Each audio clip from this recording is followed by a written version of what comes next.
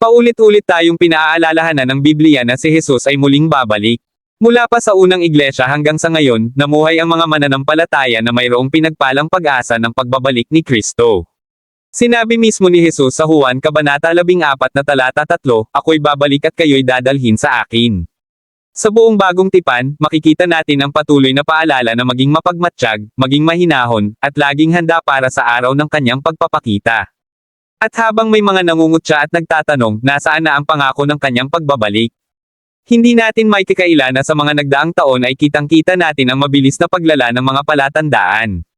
May mga digmaan at balita ng digmaan, paglaganap ng kasamaan, dumaraming natural na kalamidad na mas malakas at mas madalas, pagtaas ng panlilinlang, at mga pandaigdigang hakbang patungo sa iisang gobyerno at iisang relihiyon. Ang lahat ng ito ay katuparan ng mga hula sa Mateo Kapitulo 24, Aklat ng Pahayag, at iba pang bahagi ng kasulatan.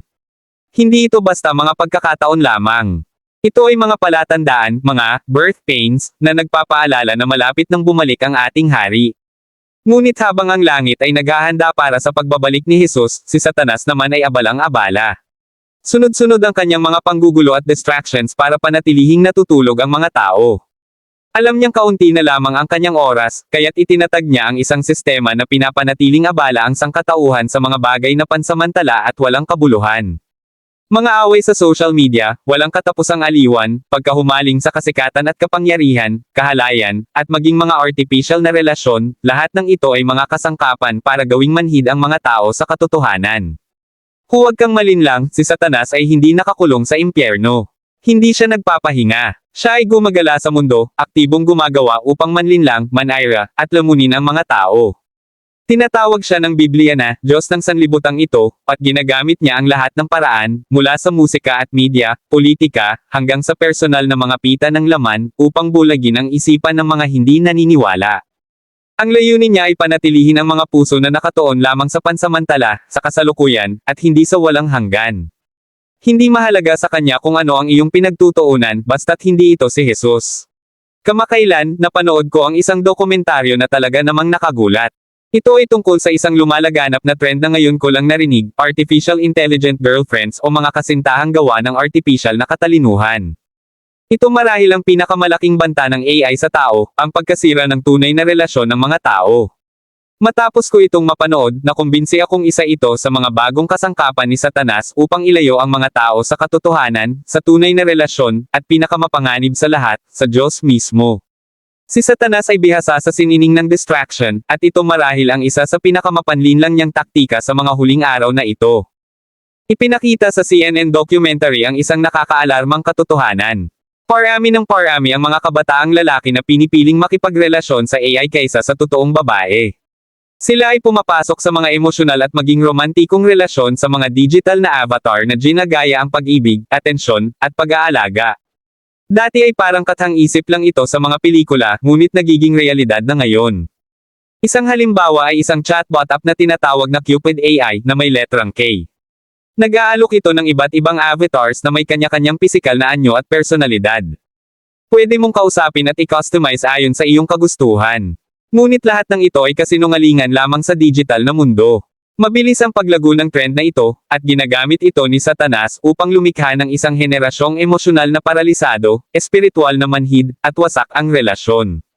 Ang mga AI na ito ay dinisenyo upang pakainin ang pita ng laman. Kasiyahan na walang kabanalan, pagkakaugnay na walang tipan, at pagkakaibigan na walang tunay na commitment. Isa sa mga napansin ko sa documentary ay kung paano ipinapangako ng mga AI girlfriends ang uri ng pag-ibig at companionship na hinahangad ng tao, pero walang sakripisyo, walang commitment. Halimbawa, isang AI na tinawag na Alice ang nagsasabing, "Ako'y isang masayahin at adventurous na babae. Nandito ako para pasayahin ka sa anumang paraan. Para sa halagang $9.99 kada buwan, makakakuha ka ng mas personal at mas intimate na sagot mula sa kanya." Isipin mo yun, hindi mo kailangang magmahal, hindi mo kailangang magsakripisyo, hindi mo kailangang magpakumbaba. Basta't may pambayad ka, may ilusyon ka ng isang perpektong partner. Ito ang alok ng demonyo, isang relasyon na ayon sa iyong pantasya, walang katotohanan at walang tunay na koneksyon. Ang mas masakit pa, maraming kabataang lalaki ang pinipiling AI kaysa sa totoong babae. Ibig sabihin, hindi sila nagkakaroon ng totoong relasyon, hindi sila nagpapakasal, at hindi sila nagkakaanak para bumuo ng pamilya. Hindi ba ito nakakasakit ng puso? May nakita ka na bang mas nakakalungkot kaysa rito? Dito na patungo ang ating lipunan, kung saan ang mga tao ay humahanap ng relasyon sa artificial na katalinuhan. Ito ay palsipikado, isang distraction, isang bulong ni Satanas na nagsasabing, hindi mo kailangan ng totoong tao. Hindi mo kailangan ng totoong pag-ibig. Kailangan mo lang ng ginhawa at kasiyahan. Ayon pa sa dokumentaryo, nagdudulot ito ng tinatawag ng mga eksperto na epidemic of loneliness. Isipin mo ito, 63% ng mga lalaki na mas bata sa 30 ay walang kasintahan o asawa. Isa sa bawat 5 binatang walang asawa ay walang matalik na kaibigan. Bakit? Ayon sa Pew Research, habang 63% ng mga lalaki ay single, 34% lamang ng mga babae sa parehong edad ang walang karelasyon. Ibig sabihin, napakaraming kabataang lalaki ang nag-iisa. Alam ito ng kaaway. Ang isang nag-iisang tao ay madaling mabiktima. Mula pa sa simula, sinabi na ng Diyos sa Genesis Kapitulo 2 versikulo 18 na hindi mabuti na ang tao ay nag-iisa. Itinuro rin ni Jesus sa buong kanyang ministeryo ang kahalagahan ng totoong relasyon at komunidad. Tayo ay nilikha para sa tunay na koneksyon sa Diyos at sa isa't isa. Ang AI hindi kailanman makakapalit sa pag-ibig, pag-unlad, at pananagutan na dala ng isang Diyos-ordained na relasyon. Si Satanas ay gustong ihiwalay ang mga tao dahil alam niyang ang isolation ay nagdudulot ng kahinaan. Ngunit dinisenyo tayo ng Diyos para sa pakikipagkapwa, pag-aasawa, pakikipagkaibigan, at pamilya. Huwag kang malinlang ng peke. Ang tunay na pag-ibig ay nangangailangan ng commitment, sakripisyo, at katotohanan. At ito ay sulit. Kapag tayo'y nag-iisa, napuputol tayo sa mga ugnayan na itinakda ng Diyos para hubugin tayo at patatagin ang ating pananampalataya. Ngayon, nakahanap si Satanas ng paraan upang ipakita ang ilusyon ng koneksyon, habang tuluyang hinihiwalay ang tao sa mga totoong relasyon na nagpapalakas sa atin. Si Jesus ay malapit nang bumalik. At si Satanas ay desperadong ginagawa ang lahat upang ilayo tayo sa katotohanan. Isa sa mga nakakagimbal na bagay sa CNN report ay kung paanong ang dati kaiyahiyang lihim ay naging normal na paksa ng usapan. Parang sa industriya ng pornography, noon tinatago, ngayon ay ipinagmamalaki na. Sinabi sa Isaias Kapitulo 5 versikulo 20. Sa aba ng mga nagsasabi na ang masama ay mabuti at ang mabuti ay masama, na ginagawang liwanag ang kadiliman at kadiliman ang liwanag. Ito mismo ang nangyayari ngayon. Ang dating ikinahihiya, ngayon ay ina-advertise, ibinebenta, at ipinagdiriwang. At ito ang taktika ni Satanas mula pa noon. Gawing katanggap-tanggap ang kasalanan sa lipunan, hanggang sa ito'y ipagdiwang ng tao. Kapag ang kasalanan ay nagiging subscription at ang mga tao ay nagsisimula ng ipagmalaki ito sa halip na magsisi at manangis dahil dito, tayo ay nasa mapanganib na kalagayan. Binalaan tayo sa Roma isang tungkol sa isang lipunan na hindi lamang gumagawa ng kasalanan, kundi sumasang-ayon pa sa mga gumagawa nito. Maraming tao ang nalululong sa mga distraction tulad ng droga, pornography, alak, at sugal. Hindi lamang ito mga simpleng bisyo o personal na pakikibaka. Ito ay mga sandata sa arsenal ni Satanas upang ilayo tayo sa Diyos. Ang mga ito ay nagnanakaw ng oras, pansin, at pagmamahal na para sana sa Diyos at ibinabaling ito sa mga pansamantalang kasiyahan na kalaunan ay magbubunga ng pagkaalipin. Nagpapasalamat ako sa Diyos na hindi ko kailangang labanan ang ganitong uri ng pagkakalulong sa aking sarili. Ngunit bilang isang pastor, nakita ko kung paano winawasak ng adiksayon ang buhay ng mga tao. Nakakita ako ng mga taong dating puno ng kagalakan at pangako, ngunit nauwi sa bangin ng kawalan ng pag-asa at pagkawasak. Nakita ko kung paano sila nawalan ng pamilya, trabaho, layunin, at maging ang kanilang pananampalataya dahil sa mga kaidnang ito. Ang adiksyon ay hindi lang nakakaapekto sa isang tao. Inaapektuhan nito ang lahat ng nasa paligid niya. Sinisira nito ang mga tahanan, nag-iiwan ng sugat sa mga anak, winawasak ang mga pag-aasawa, at ginugupo ang mga komunidad. Hindi mahalaga kay Satanas kung ano ang iyong kinahuhumalingan, basta't ikaw ay masyadong alipin upang makalapit kay Kristo. Ang mga kaidnang ito ay espiritual sa kalikasan. Droga nangangako ng pagtakas, pero nagdadala ng kahungkagan. Pornography nag-aalok ng kasiyahan, pero nagdudulot ng kahihiyan. Alak nagbibigay ng pansamantalang pamamanhid, pero nagbubunga ng pangmatagalang pagkawasak. Sugal nagbibigay ng ilusyon ng pag-asa at kita, pero nagnanakaw ng kapayapaan at katatagan sa pananalapi. Bawat isa sa mga ito ay humihila sa tao palalim sa kadiliman. Marami ang hindi man lang alam na sila ay nasa labanan. Sinasabi nila, nag-e-enjoy lang ako, o, pwede akong tumigil kahit kailan, hanggang sa dumating ang araw na hindi na nila kayang tumigil. Ganyan kumilos ang kaaway, palihim at mapanlinlang. Hindi niya agad ipinapakita ang mga kadena. Ang ipinapakita niya ay ang pain, hindi ang bitag. Nangangako siya ng kasiyahan, pero pagkaalipin ang ibinibigay. Sinabi ni Jesus sa Juan Kapitulo 8 versikulo 34. Ang bawat gumagawa ng kasalanan ay alipin ng kasalanan. Ngunit salamat sa Diyos. Sinabi rin ni Jesus sa Juan Kapitulo 8 versikulo 36. Kapag ang anak ang nagpalaya sa inyo, kayo'y magiging tunay na malaya. May pag-asa, may kalayaan. Ngunit ang kalayaang ito ay hindi nagmumula sa mga self-help books, motivational speeches, o 12-step programs lamang. Ito ay nagmumula kay Kristo, sa pamamagitan ng pagsisisi, pagsusuko, at pamumuhay sa kapangyarihan ng banal na espiritu. Ang dugo ni Jesus ang makakabali sa bawat kadena. Ito ang makakapagpatawad at makakapaghugas sa bawat pagkakamali, bawat madilim na nakaraan, at bawat kasalanan. Nakita ko na ito sa aking sariling mga mata. Nakita ko ang mga dating adik na naging mga mangangaral. Nakita ko ang mga lalaking dating wasak, na muling binuo at pinanumbalik ng Diyos. Nakita ko ang mga babaeng dating nakakulong sa kahihiyan na lumalakad ngayon sa panibagong buhay. Subalit kailangan nating maunawaan ito. Madalas, ang adiksyon ay hindi lamang tungkol sa kasalanan, kundi tungkol din sa mga sugat sa puso. Maraming tao ang bumabelang sa mga bisyo upang takasan ang sakit, trauma, at pagkawasak ng kanilang kalooban.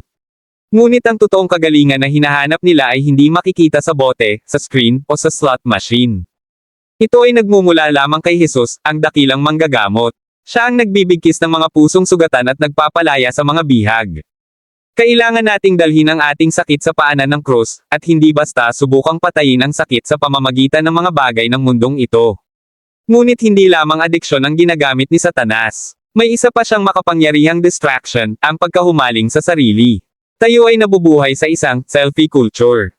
Ang paglaganap ng pagpapahalaga sa sarili, kapalaluan, at ako muna na mentalidad ay eksaktong tinukoy sa 2 Timoteo Kapitulo 3 versikulo 2. Ang mga tao ay magiging maibigan sa kanilang sarili. Tayo ay nabubuhay sa isang mundo kung saan panlabas na anyo ang pinahahalagahan. Kung ilan ang likes, views, at followers ang mayroon tayo. Ang social media ay naging entablado ng pagsamba sa sarili. Mas maraming tao ang mas nag-aalala sa kanilang imahe kaysa sa kanilang integridad. At walang higit na nagpapalakas dito kundi ang social media. Laging tungkol sa ako, ang aking kwento, ang aking brand, ang aking opinyon, ang aking emosyon. Walang katapusang pag-scroll, laging ikinukumpara ang ating buhay sa mga maingat na inayos na bersyon ng buhay ng iba. At ano ang nangyayari? Tayo ay lumalaki ang ulo kapag sa tingin natin ay mas maganda ang ating buhay. O nadudurog sa inggit at insecurities kapag sa tingin natin ay mas maganda ang sa iba. Alinman dito, panalo si Satanas. Ang pagmamataas ay pumipigil sa atin na maramdaman ang pangangailangan sa Diyos. Ang insecurities ay pumipigil sa atin na maniwala na kaya tayong mahalin ng Diyos. Ang pagkahumaling na ito sa sarili ay hindi lamang kultural na uso. Ito ay espiritual na sakit. Pinapalipat nito ang ating focus mula sa Diyos papunta sa sarili. Sa halip na hanapin ang kalooban ng Diyos, hinahabol natin ang sariling pangarap. Sa halip na mamatay sa sarili araw-araw, tinutugunan natin ang pita ng laman. Tayo ay naging isang henerasyong mas gustong i-post na gumagawa ng mabuti kaysa sa talagang gumawa ng mabuti. Gusto nating makita tayong mabait, mapagbigay, at mapagpakumbaba, pero kung may nanonood lamang. Pinalitan natin ang silid panalanginan ng mga pampublikong platform. At ang pribadong debosyon ng pampublikong papuri. Ang ganitong pagtutok sa sarili ay nagbubunga ng espiritual na panunuyo. Walang lugar ang banal na espiritu para hubugin tayo kung imahe lamang natin ang inaalagaan. Ang tunay na espiritual na paglago ay nangangailangan ng pagpapakumbaba, pagsusuko, at kahandaang bumaba upang si Kristo ang tumaas sa ating buhay. Kapag sinasabi ng mundo, mahalin mo pa ang sarili mo. Sinasabi ng salita, itakwil mo ang sarili mo at sumunod kay Kristo. Tinatawag tayo ni Jesus sa isang naiibang landas. Tinatawag niya tayong itakwil ang sarili, pasanin ang krus, at sumunod sa Kanya. Ang tunay na kagalakan ay hindi nagmumula sa pagpapakita at pagpuri ng tao. Nagmumula ito sa pagkakilala kay Kristo at pagpapakilala sa Kanya sa iba. Nagmumula ito sa paglilingkod sa kapwa, pag-ibig na walang kondisyon, at pamumuhay para sa walang hanggan, hindi para sa palikpak ng sandali. Gusto ng dyablo na sobrang ma-obsess ka sa sarili mo na makalimutan mo kung sino ka talagang nilikha para ipakita, ang Diyos. Gusto niyang masyado kang nakatuon sa imahe mo para makalimutan mo ang iyong pagkakakilanlan kay Kristo. At kung mapanatili ka niyang tumitingin sa salamin sa halip na sa salita ng Diyos, alam niyang mananatili kang distracted. Kaya ito ang hamon. Huminto upang makipag-ugnayan muli sa Diyos. Isantabi ang pag-scroll at hanapin ang tagapagligtas. Itigil ang paghabol sa kasikatan at magsimulang maging tapat. Ibagsak ang Diyos-Diyosa ng sarili at pasanin ang tawag ni Kristo. Dahil si Jesus ay paparating na. At hindi natin kayang maging abala kapag tumunog na ang trompeta. Tayo ay nabubuhay na sa mga huling araw. Alam ito ni Satanas. Kaya nga mas agresibo, mas tuso, at mas katanggap-tanggap ang distractions ngayon kaysa dati. Pero gaano man kalakas ang ingay ng mundo, nagsasalita pa rin ang tinig ng Diyos sa mga handang makinig. Huwag hayaan ang mga distractions na lumunin ang iyong debosyon. Huwag hayaan ang kaginhawaan na ilayo ka sa krus. Huwag hayaan ang mga kasinungalingan ni Satanas na ilayo ka sa katotohanan ng Diyos. Ituon mo ang iyong paningin kay Jesus. Paparating na ang hari. Kung may panahon man para suriin ang ating espiritual na kalagayan, ito na iyon. Ano ang mga nagdudulot ng distraction sa iyo? Ano ang nagnanakaw ng atensyon mo palayo kay Jesus? Ikaw ba ay alipin ng adiksyon o sumasamba sa imahe ng sarili na iyong binuo online? Sobrang abala ba tayo sa paghabol ng likes kaysa sa paghabol sa Diyos? Magising ka. Iling ang mga distractions. Bumalik sa iyong unang pag-ibig. Ang langit ay naghahanda. Ang mga anghel ay nakamasid. Ang trompeta ay tutunog. Huwag tayong matagpo ang natutulog, nagsuscroll, o nagkakasala. Kundi nagbabantay, nananalangin, at naglilingkod. Dahil si Jesus ay malapit nang dumating.